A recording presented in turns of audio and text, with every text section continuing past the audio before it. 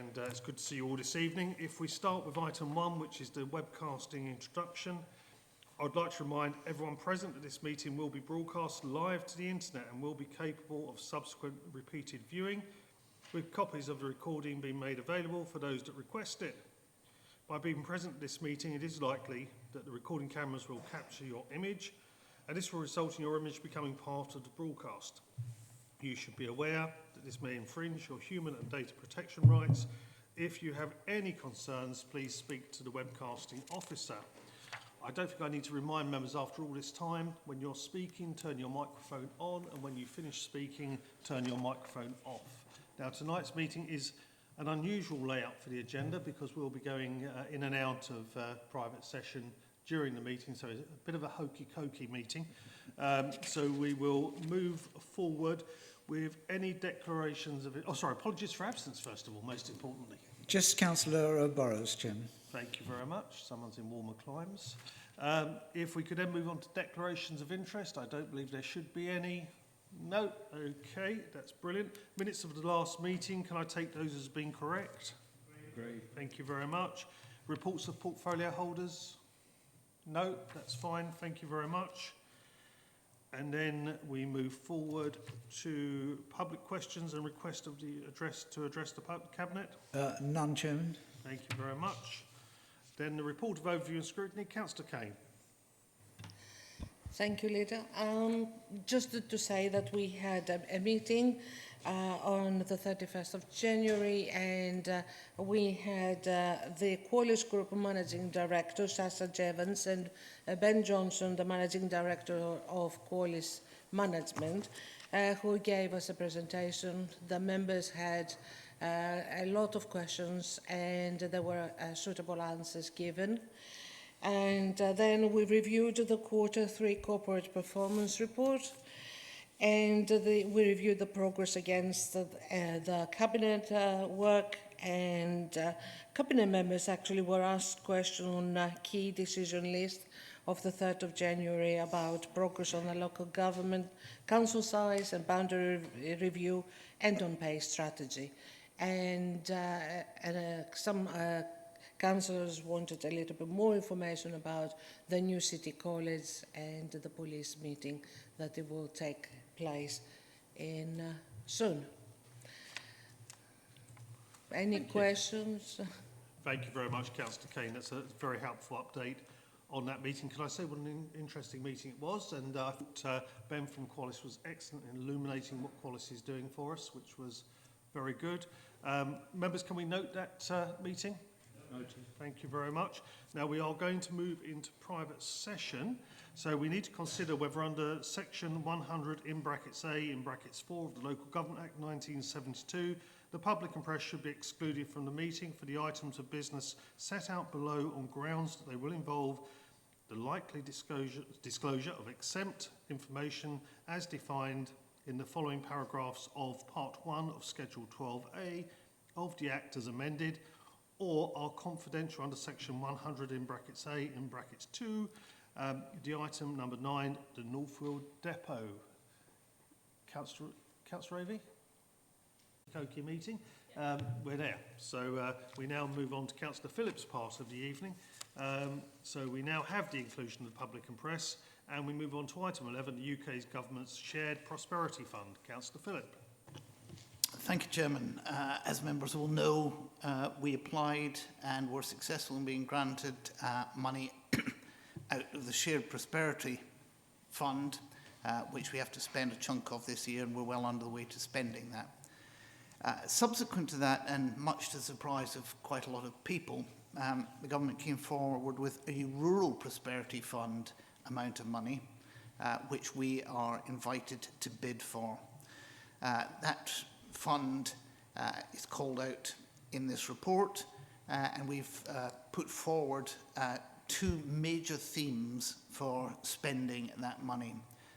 Both of them focused around the rural areas, and both highlighted and aligned with what we've done with the Shared Prosperity Fund. I have mentioned this before to members, but within the Rural Prosperity Fund, there isn't actually allowed to be an allocation towards administering, so we have to find a way of doing this at no cost, given the pressure on the budget. Two major areas, sustainable grant programmes, so grant programmes for things to happen in the rural areas, and also the second one being Discover Rural.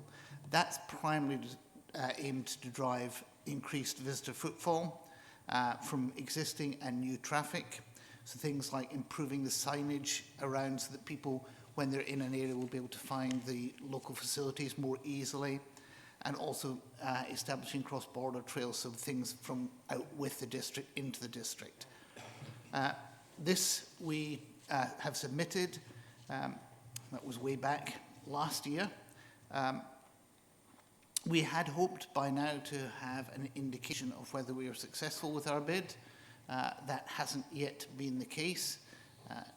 I just spoke to Malser at the moment, and the indications are that this may not actually be an update until April, which is going to be challenging again, because what the government's doing there again is giving us money that has to be spent within that financial year with no notice up front that we're actually going to get it to spend. So it's a challenge. We are going to be doing that spending anyway next year from the Shared Prosperity Fund, so we'll have stuff underway, but I'm happy to take questions on this. And you can see on page 35, effectively a single slide summary that covers our Rural Prosperity Fund of just under £440,000, of which we need to spend 25%, or about £110 next year, £110,000 next year, which will be interesting should we not find out until April, or if the Shared Prosperities Fund was anything to go by, probably somewhere around about June. Okay, thank you very much, Councillor Phillip. Members, any questions?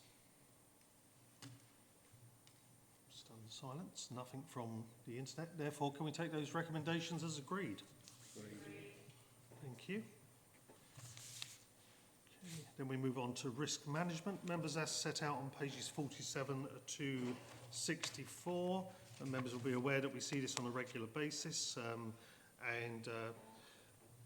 We go back to the most recent ones where we've looked at the added risk of, or emerging risk of, the possible right to buy. Other than that, members, I think we're always having to keep this under review, and there's many more risks coming available as we move out of the pandemic and into the real world. Any comments on the contents of this report? Councillor Phillip? Chairman, I appreciate looking through this, and I obviously see it on a regular basis since I have the joy of going to Audit and Governance Committee on a regular basis. And can I encourage my fellow Cabinet members, it's a great evening out, well worth coming along to. I just wonder whether we should, going forward, be looking in a bit more depth at the risk around our waste management contract. We know it's going to be a significant cost. We've already talked about it in terms of one of the items on the agenda. You'll see stuff about it in my budget as well, and I wonder whether we need to put a little bit more focus on that. Thank you, Councillor Phillip. Actually, I think that's a really good suggestion. It's there quite low in the risk register at the moment. It probably needs to be heightened. It certainly is a challenge from a financial perspective in the future. And, of course, from what we've just discussed about increasing recycling as a need in the future. So certainly I think we should perhaps give that some added emphasis as we move forward. And I'm happy for that to be added as an amendment to what's already before you this evening. Members, can we take that, in that case, with that added amendment as agreed? Agreed. Thank you very much.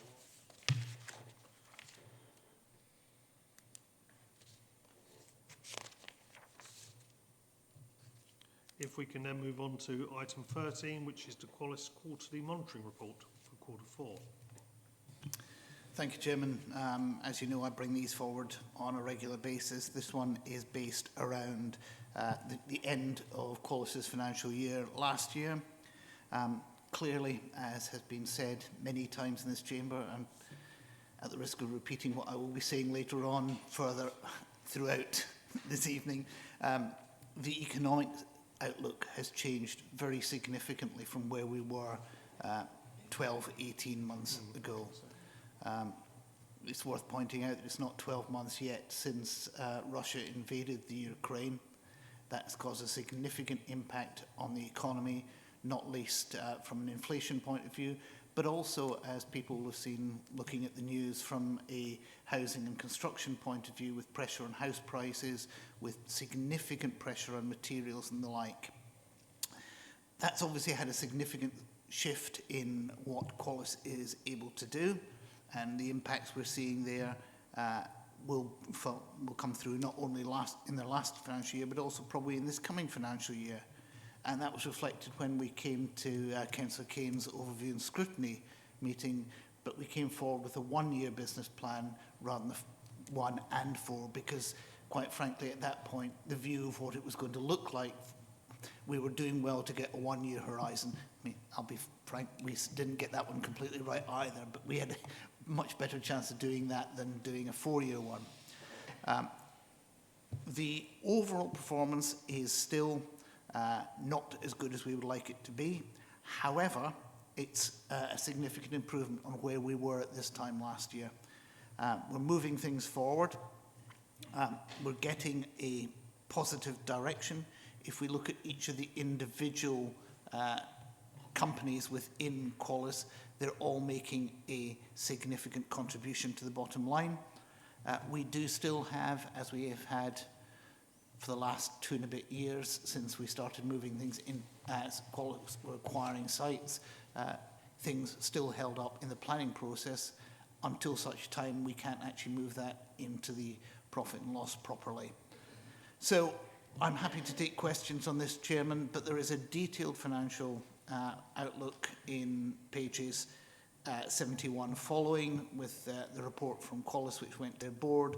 There's an adequate summary, I think, in the report itself, and I'm happy to take questions on this. Thank you. Members? I know we've all had opportunities to look at this previously as well. No members online wishing to make comment either, so can we take this as being agreed? Agreed. Okay, we then move on to any other business, and item 15, which is probably, oh, sorry, item 14, I do apologise, Q3 budget monitoring. Thank you, and this is the Council's Q3 budget monitoring, just in case people are confused that we're doing Q4 and then Q3. It's worth noting that Qualis's year runs to September, whereas ours runs to the end of March. So we're effectively 6 months out. That works really quite well from an overall budgeting point of view, because it gives us feasibility of Qualis's full year performance before we have to set our own budgets. This is also, not unsurprisingly, affected by the economic situation that we've come through. It's, like Qualis, not as good as we would like it to be. And I may have mentioned before, that Russia invaded the Ukraine on the same night that I presented the budget. Something that I don't think even Bob Palmer, for those who remember him, with his crystal ball, would have been able to predict. So we have seen differences. There is a lot of detail in this Q3 budget monitoring report. The headline, if you like, is that we have projected a budget overspend for the full year of about 1.3 million. This has an impact, of course, because we came into the year with our general fund reserve sitting about £4 million. That's our minimum level. Clearly, if we spend 1.3 more than we get in, that reduces the general fund reserve.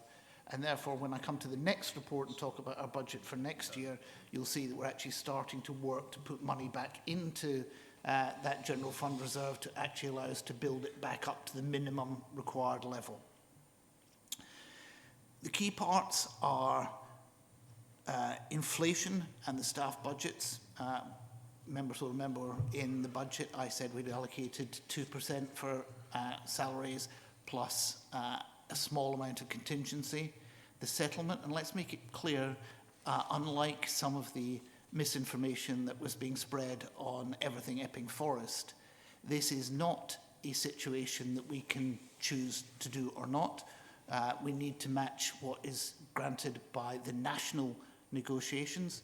Neither is it a case of suddenly paying our senior management tier significantly more. That's not what we're doing here. This is a standard approach across our staff. So I just want to get that out. It's not something that's happening because of us throwing away money. We want to properly remunerate our staff. We're covered by the national negotiation levels, and it's not something that's caused by suddenly paying senior management lots more money. So there are a significant pressure on that because that was a 5% rise on average, basically £1,925 per person. So that's a lot more than we expected, particularly if you remember that the biggest single item in our budget is our staff. We also have a problem around the local plan. It's not yet been adopted, and as such, we had a significantly reduced income from that because we were expecting a wave of applications as we passed the local plan to actually drive a lot of planning fees. We have a number of other areas that have had small impacts. It is worth saying as well that, contrary to popular opinion, actually the waste contract at the moment is doing well, but that is primarily driven because of the increased value that we get from our recyclables. That is making a significant contribution to our budget. So let me encourage people again that recycling is the way to go. The more good recycling that we get in, not contaminated through our waste contract, helps you to keep the services that we offer from this council running. You can see on page 83 the net expenditure budget. You can see there where it's called out as a variance of 1.3 million. Some negative variances. Qualis I've already touched on. The income from Qualis is down because we are not in a position to be able to acquire and develop sites through Qualis, partly because of the change in the Public Works Loan Board approach, where we have to be within the district, partly identifying the right places for regeneration, and I don't want to spend money on doing things that aren't going to make us money. I've already talked about planning. There is an overspend on commercial and technical. That's primarily in this one due to things like a shortfall rental income in the shopping park, but also an increased cost on the leisure centres. It's worth flagging up. I'm sure everybody's seen on the news the number of leisure centres that are closing or hibernating their swimming pools because of the cost of energy. It's something that we are able to do at the moment, is to keep our swimming pools open, but it does come at a cost. I won't go through all of these on a line-by-line basis. Moving on to the funding, we're seeing some pressure on our council tax collection, not as bad as it might be, not as good as it could be. We also have, when we move on to page 88, the detail of the HRA, the Housing Revenue Account. It is also suffering pressures that we've talked about already, but due to fewer developments going on, we're better off in terms of that, and their variance is likely to be a surplus of the year of 5.5 million rather than the projected spend of 3.5 million. But that's mostly because stuff in there is being moved into later years. When we get to page 90, we're talking about the capital programme where things are not being spent. Probably the major one to flag up at this stage is the Epping Forest Leisure Centre. We require the multi-storey car park in Epping to be complete so that we preserve the parking before we start working on the other car park to develop the leisure centre, and that needs to happen first, and so the capital spend on that is moving out of this year. Chairman, there's lots and lots of detail once you get to page 95 that gives you detail at a line level of all the spend that's in the place. I guess the key parts to note here are the recommendations on page 81, and if there's any suggestions, well, I'm happy to hear them, and we're doing as much as we can to make sure that the impact on the year is no worse than it is at the moment. Thank you. Thank you very much, Councillor Phillip. Right, I've got Councillor Bedford first. Thank you. Councillor Phillip, just might give you some relief on the figures. I was pleasantly surprised this week, discussed with Ongar Leisure Centre management about the numbers there. I was inquiring, had they been hit with numbers, expecting them to tell me they'd fallen since the 1st of January. They've actually increased by between about 110 to 120 new memberships. Now, I know that we normally get a kick-off in January, but they seem to think that a lot of these may have come from some of the more expensive leisure centres, and people have downgraded and saved a bit of money, and they're using full use of our facilities. So, good bit of news from Epping Forest point of view, in that the leisure centres now are on the increase, hopefully with new membership. Thank you. Councillor Phillip. Yes, thank you for that, Councillor Bedford. That will help. Not a lot, I suspect it will help, but I think it just stresses a really good point that the leisure centres that we offer are really good value for money, and that there is no point paying exorbitant fees to go somewhere else when you get a really good service from our leisure contract. Thank you very much. Councillor Patel. Thank you, Leader. It's a question on energy costs, because I note from the report on page 85 where there's reference to energy costs that there were forward contracts for gas and electric, which sort of safeguarded us to some of the massive hikes in energy costs. Can I ask, when these forward contracts were put in place, and it's a question I've asked in the past, how many forward years did we procure when establishing those contracts? Councillor Phillip. I'll probably hand the detail across to Mr Hargrove, but I suspect that we're looking at 2 years being the maximum. Normally it would seem unusual for us as a council to hedge further than that. So as it says in the report, we're coming towards the end of it. I guess it's no surprise it's the same for everybody in their home energy costs as well. People did look at 2 years fixed. They tended not to look more than that because everybody has that little glimmer of hope that prices will come down rather than going up. Unfortunately, that's not the direction it's gone, but I don't know if Mr Hargrove has got any more information. I'm afraid not. I don't have the details here, but I'm happy to do some make some inquiries tomorrow and feedback with the details on it. I think when it comes to energy, we all need a crystal ball that Councillor Phillip mentioned earlier on. Might make life a bit easier. Any other members of the Cabinet? Councillor Lyon. Yeah, just a quick point on energy. I know a number of years ago we had some solar panels fitted. I don't know whether they're still operating or whether that's something that we need to think about. Councillor Phillip. I know we had solar panels fitted to the roof of the Condor building. Councillor Lyon will probably note that the roof of the Condor building is no longer there. We keep our energy costs and our energy provision under close review.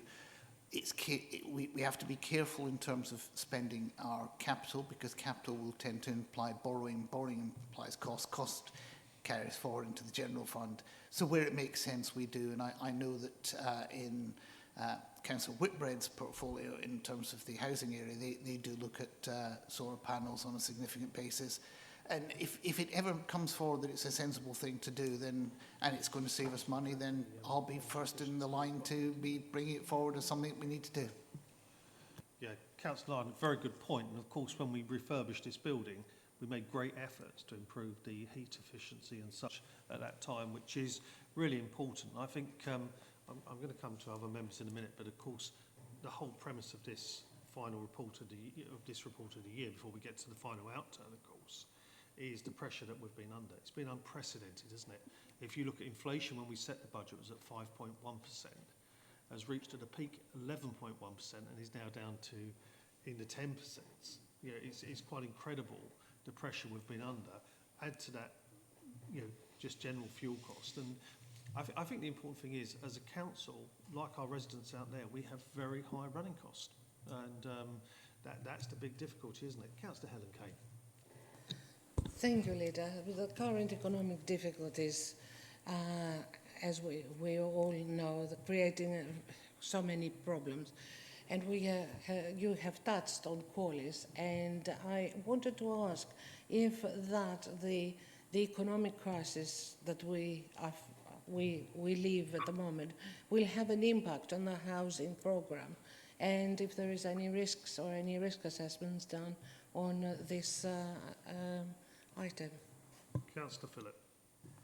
So I'm not quite sure where that fits in on looking back at Q3.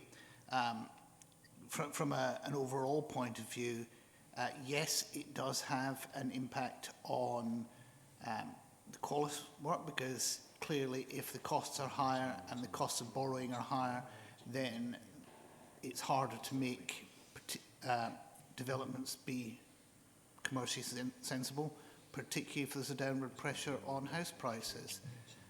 So that's something that we do keep under significant examination on a regular basis.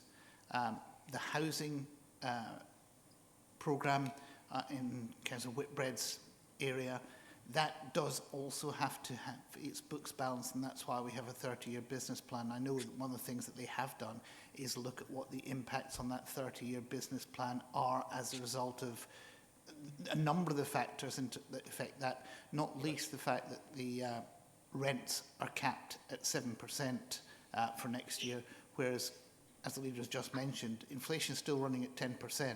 So that means the costs for housing are going up by 10%. The income's only going up by 7%. That is a big gap when you're talking over 6,000 dwellings. And that then makes a hole in what can actually be done, both in terms of repairs and particularly in terms of going forward house building. So yeah, we are aware of the issues. We do keep it under review. Watch this space. Thank you very much. Councillor Heap. Thank you, Chairman. Are we on item 14 or 15? 14. 14, excellent. As far as solar panels go on, or photovoltaic panels go on, every new house should have photovoltaics. And as a council, we should be pushing for microgeneration. It's a very simple, clear way forward that we could actually generate all the energy we need in the district. The other point I would like to make is that I don't think everything can be blamed on the invasion of Ukraine. Yes, it's unpleasant. Yes, it's nasty. Yes, it has an impact. But 4% of the gas we use was brought in from Russia, 9% of the oil, and weirdly, for an island built on coal, 27% of the coal we burned came from Ukraine or Russia and Ukraine. So I don't think it's having as big an impact on the general picture as is made out, or it's not, certainly not the big bogeyman of the whole situation. Councillor Phillip. I think that's a very naive approach to it. It's not driven primarily from the impact of what that has on directly on us as the United Kingdom. If we look at the Ukraine, it was far and away the world's breadbasket in terms of all the crops that were grown there. That has impact elsewhere, and although we didn't ourselves import very much, it has an overall impact on food prices because there is only a certain amount of food out there. There's also drive from that, and also from COVID. So I'm not accusing the invasion of the Ukraine as being everything that causes it, but we've seen significant pressures on transport and movement of goods. We know that there are still a significant number of ships holed up in China that were loaded in 2019 that haven't shipped yet. That puts pressure on it.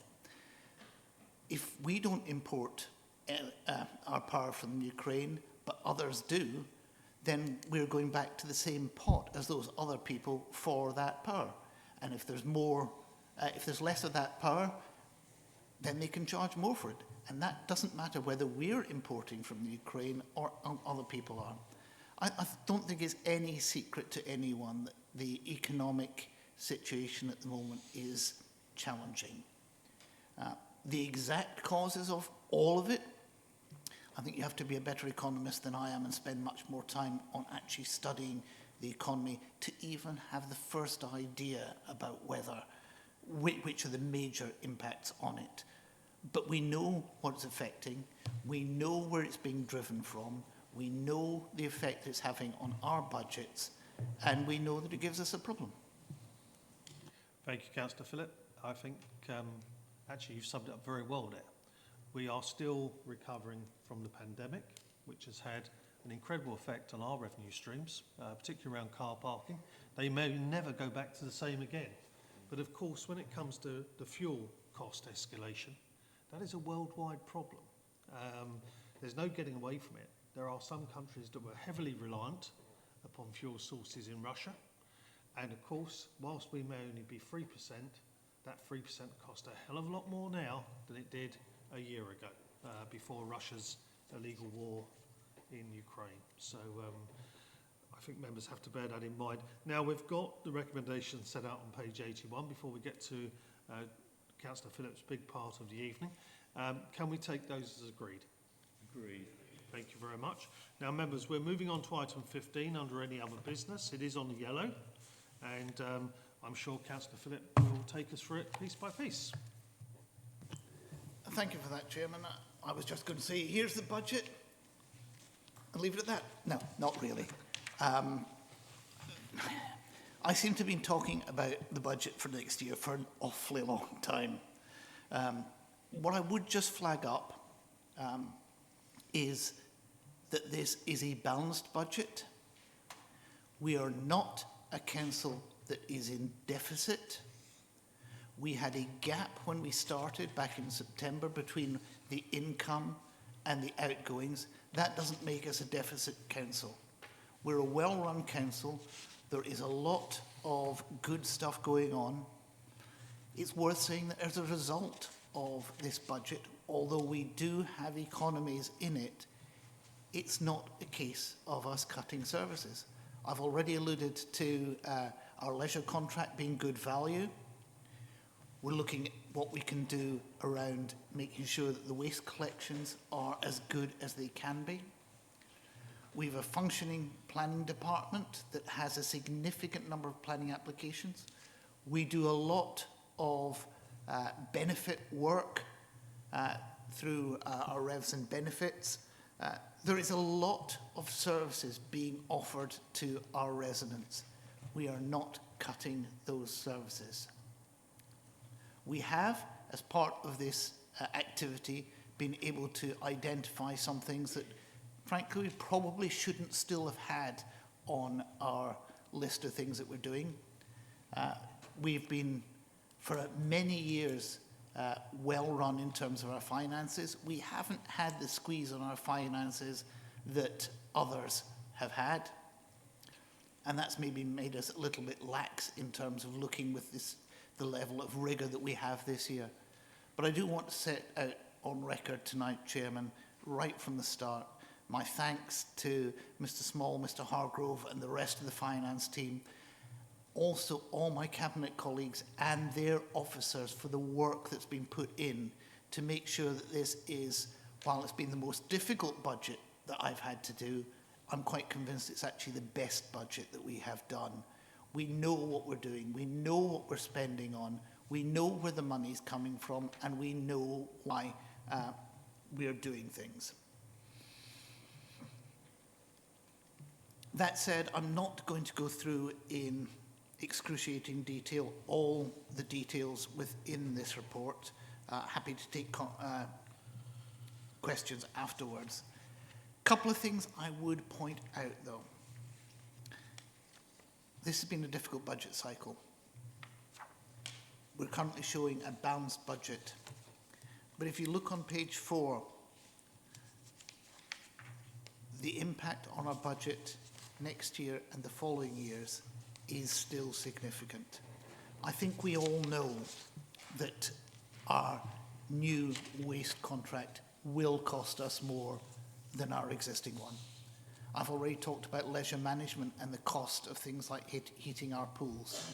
So we are going to have a difficult time financially and getting a balanced budget over the coming years.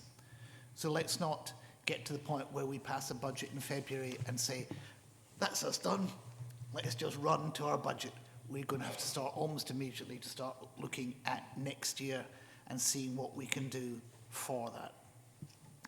I would also point out that we would not be in nearly such a good position if we didn't have Qualis making a significant contribution to our budget. It's not a drain on our budget. We make money from Qualis. Qualis allows our residents to retain their services. Don't get confused and think that Qualis is costing us money. Qualis is a real benefit to this council, and without it, we would be really struggling. I will make the same comment as I made around the Q3 monitoring. The pressure, one of the pressures on the budget is our staff costs.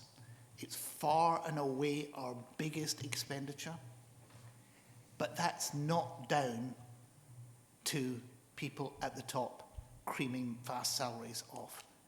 That's because all our staff, from the most junior upwards, all got that £1,900. It helps our staff. They suffer from the cost of living crisis as much as our residents do, and we have to keep a balance. And that balance has driven what we've done in the budget. I've tried to keep a balance between what we save, revenue that we generate, pressure that we need to put on our residents in terms of council tax rise, salaries and positions in the council. From the last time I came to Cabinet, we have had the government settlement. The government settlement was significantly better than we had hoped that it might be. That has given us some flexibility. As a result, I'm bringing forward a council tax rise of 2.98%, which is one of the lowest in Essex in terms of rises. That is down from the £5 per Band D property that was in the budget when I last brought it forward. I can reassure Cabinet members, and particularly reassure the leader, this will make sure that we remain the lowest council tax authority in Essex.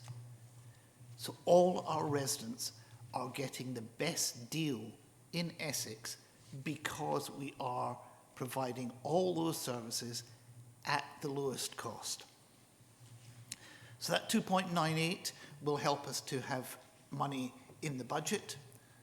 The extra money that we have from the government, I've made a strategic decision to put 400,000 of that into a special contingency reserve. That allows us to have flexibility on how we handle our waste contract over the coming 18 months or so until the end of the contract. It gives us some scope for managing things.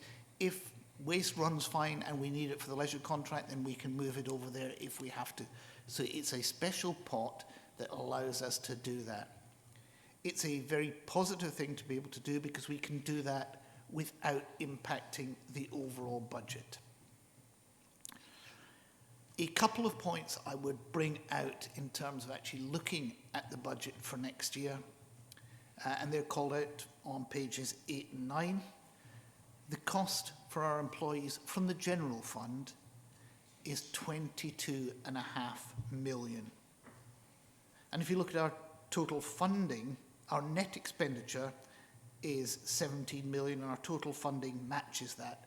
So that puts in 22.5 million for staff into some degree of aspect. It is unfortunate.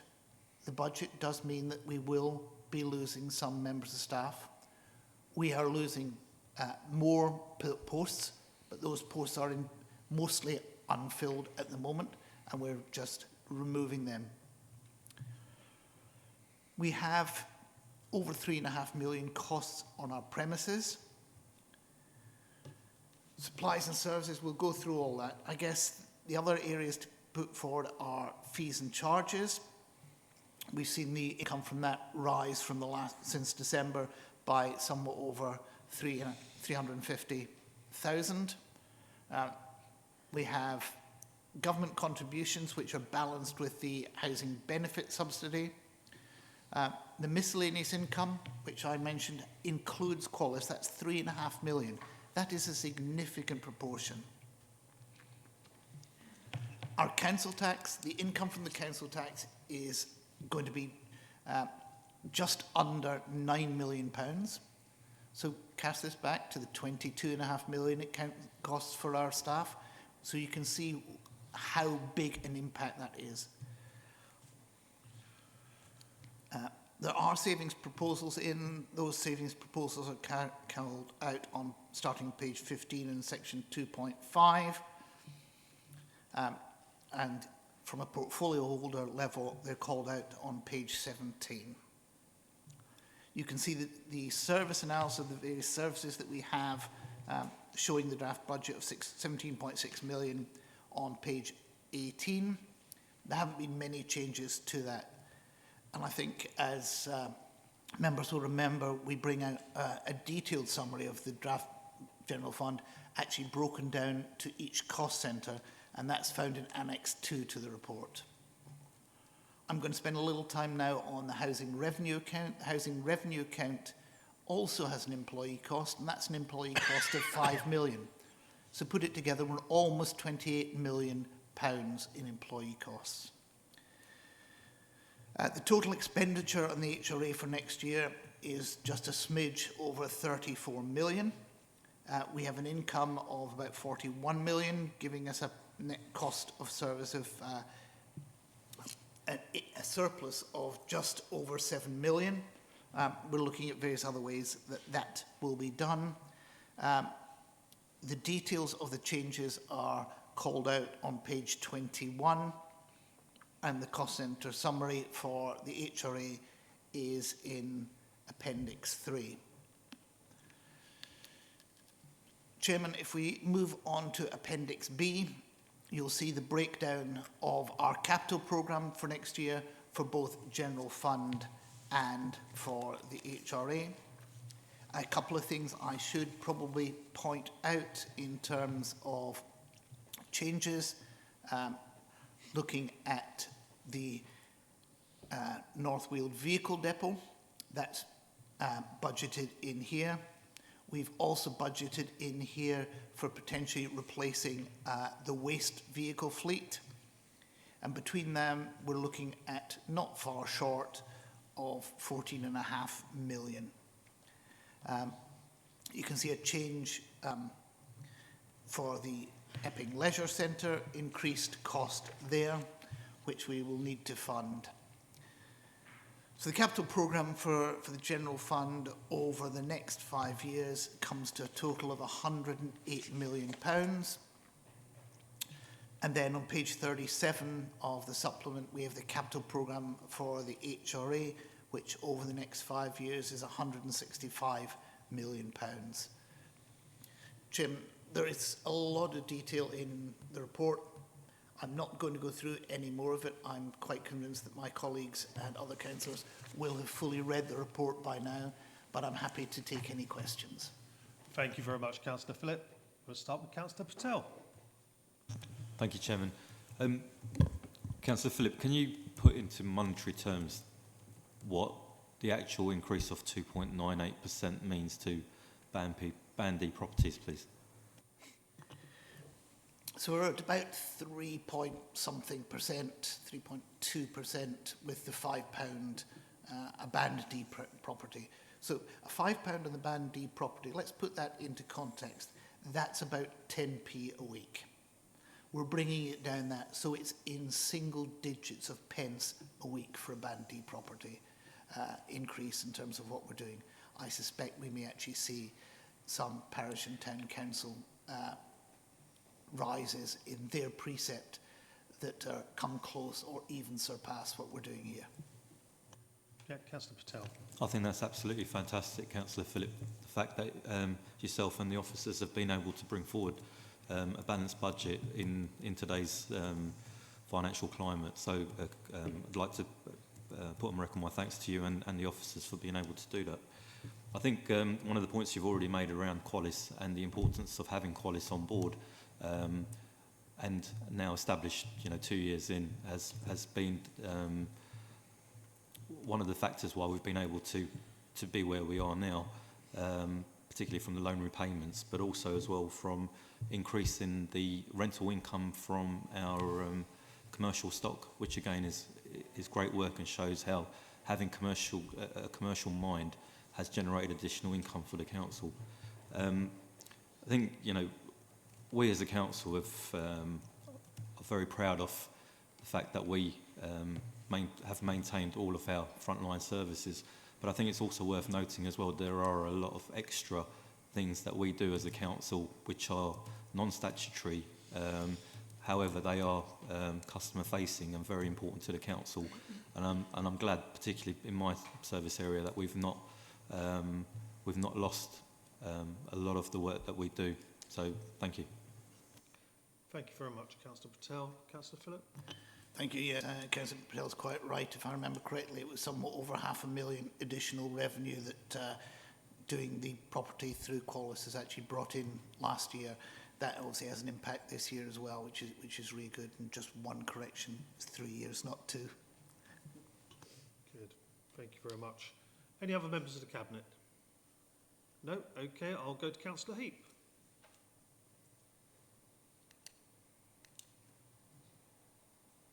Oops. You're muted, Councillor Heap, still. Still muted. Thank you. Sounded great. It was great for me too. I was so good at that moment. Yeah, it's a lot in this, and it's too much to go through in one go, particularly now. But there are a few things that stand out, which if the officers or Councillor Phillip could help with. Company structure for Qualis costing £50,000, going down to £31,500. What is that? And grounds maintenance going to Qualis was meant to save money, but it seems to be going up by nearly £250,000 over the next year. And the other one that really stuck out was animal welfare service. Now, I'm all for animal welfare, but it seems to have gone up from £4,000 to £40,000. Is that correct? Thank you. Councillor Phillip. Thank you. Let me take the easy ones first, and then I'll pass the difficult ones to my officers, because I obviously don't know every single line in this. Yes, there is money being spent on Qualis maintaining the structure. As I don't want to say very much at the moment, but we are looking at how we reduce Qualis's overheads to make sure that we get as good value for money as possible. Grounds maintenance, it's to do with how you're treating the finance. The details of the grounds maintenance transfer was called out when I brought the report forward, and that is what's reflected in this report here. I don't know if Mr Hargrove or Mr Small wants to say any more about either the other two, or indeed animal welfare. If not, if we're going into the granular details of the budget, we did have this opportunity at overview and scrutiny, but Mr Small might be able to help with animal welfare. Not an animal welfare, I'm afraid, Leader, but perhaps I can help on the Qualis one.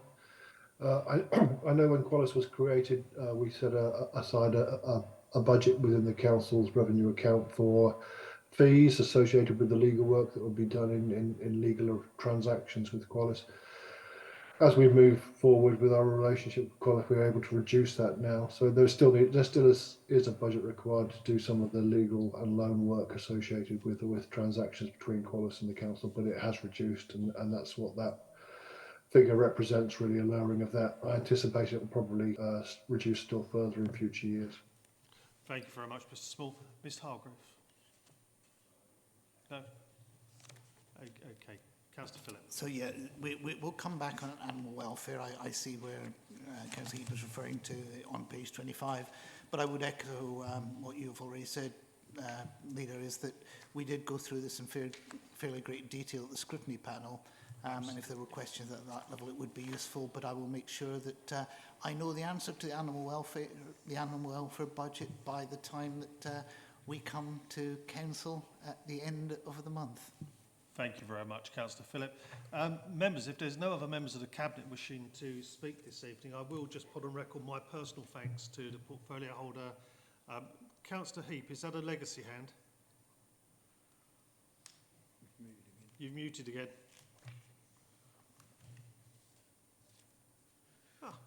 Thank you. It's a question for you. There's a huge saving in your expected legal fees. So what have you been doing? Councillor Phillip. We've looked at the historic approach. We're also significantly closer to the end of the local plan. There are, as Councillor Heap is well aware, we have had an issue that has involved us having legal advice that was brought forward at the last full council. I think what we're saying is that we're making sure that the projected legal fees match what we're likely to spend. Thank you very much. Okay, no other members wishing to speak. What I will do is put on record my personal thanks to the officers and to Councillor Phillip for all the work that's gone in. I would also like to pay tribute to my Cabinet colleagues and their office team, as Councillor Phillip did earlier. It's been a line-by-line look at what we spend, really important, particularly in these unprecedented times. What we have is a budget that balances, but also a budget that protects those essential services that we provide, the costs that our residents will provide. And I think it's really important that at this time we try and keep that council tax increase down to the absolute minimum. And if on the night of full council we have got the lowest council tax in Essex, it will be something of pleasure to myself, but most importantly, I know how tough it's been to do this budget. Tough decisions have had to be taken. And I'm afraid, as Councillor Phillip said, as we move forward, there will be tougher decisions. Can I also thank Councillor Phillip for being very inclusive in this budget process, taking the budget through the various phases, through overview and scrutiny as well. Unfortunately, we haven't had any ideas come forward from anyone else. We've had to do all the tough thinking, all the tough decisions from the executive side and the officer side, and we haven't had any input from other members, which is something of regret, because it's always good to be inclusive and have other groups make their comments on the budget. But of course, nothing forthcoming as usual. So we'll expect to see what we see at full council when we get there. But most importantly, I think it's a budget that this council can be proud of, and it's the right thing to do at this particular time in the economy. Councillor Kane, and I'm closing now. Thank you. You asked for an input. From the residents' point, would it be excellent if we actually itemize how much, not the percentage, but exactly how much they're paying for the rubbish collection, for example, because people do not understand how much is allocated, and they see only percentages and they think that, you know, they don't understand the percentage, what it means to their pocket, if you take my point. And it would be good and transparent to actually give them a much clearer understanding of what the money is going. Thank you, Councillor Kane. I'm sure as part of our council tax leaflet, there's normally a very helpful pie chart that shows exactly where the money goes, and what we do at county level is we do it by the weekly cost as well, daily cost as well. And Chairman, Mr Small and I have talked about coming up with something like that. It's not as simple as it would first appear just to do that, because what do you count towards your waste cost? Is it picking up the waste? Is it picking up the waste and the recycling? Is it the bulky collections cost? Does that go into there as well or not? What about the cost, the money we get back from the recyclings, etc.? So we will try and give an indicative number and get something that's in a graphical way of showing it what you're paying for. But bear in mind, a whole chunk of what we're doing for with the council tax is paying part of what's going on. Now, let's just take where we were talking about it earlier. We're just shy of £9 million from council tax take. Our staff budget for that is 22 million. So for every pound that you pay in your council tax, we're paying £2.50 for our staff.